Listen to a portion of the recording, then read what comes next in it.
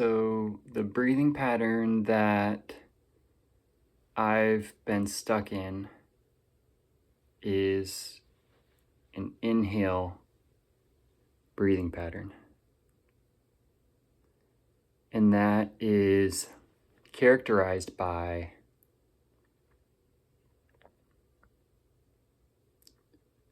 the ribs being flared up, the lower back being extended into anterior pelvic tilt, and most of the breathing happening up in the top of my rib cage, using my chest and my neck accessory muscles, like my upper neck trap area, basically using secondary muscles to breathe. It's a stress pattern. And I believe I developed that because I've always had this push through mentality with my running, whether it's to push through the mileage, push through the pace, both.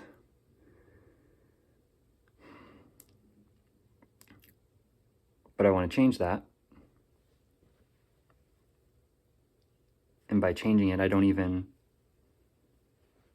it's not even that I'm going to neutral. I'm not going from inhale pattern to neutral. I'm wanting to go all the way from inhale pattern to exhale pattern. So bypassing neutral and kind of going to the other extreme, because the runners that run like I want to, that have a stride that I want to model, they are stuck in a exhale pattern. That's what I've been able to gather from watching the way they move and the way they breathe and the way they talk, their posture. So to break that down, to break down what an exhale pattern looks like in comparison, instead of your ribs being flared up and your lower back being extended, your lower back, or your pelvis, if you will, is tucked under you, and then your ribs are stacked, meaning that they are in the correct position. So instead of being flared up, instead of having this forward bias, they're actually, if anything, they're flared. They're positioned down. So if you were to picture like the body as this, if it was neutral, as this straight line, inhale pattern is ribs flared up, exhale pattern is ribs flared down, ribs tucked. I think tucked would be a better word. Ribs tucked down, stacked. All of the runners that have the stride that I'm trying to model have that. They have float in their stride. They have a recovery phase to their stride. So it's not like, if I was to characterize my running stride or pattern, it's work, work, work, work, work, work. There's no recovery phase. But their stride, and a lot of pro runners that have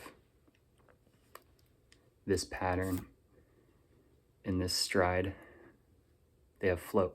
So they're landing, then and that leg is recovering back as this one's coming. Recovery, recovery. So when they hit the ground, there's power, push off, push back, and then there's float. And in the runners with the best stride, you can see them in a picture, or if you're watching slow motion in a video, you can see that they're spending more time with both feet off the ground. They're flying. That's how I like to say it. But I needed this laid out plainly for myself, but I think this will also be useful to share so that other people can understand the basis of what I'm trying to teach.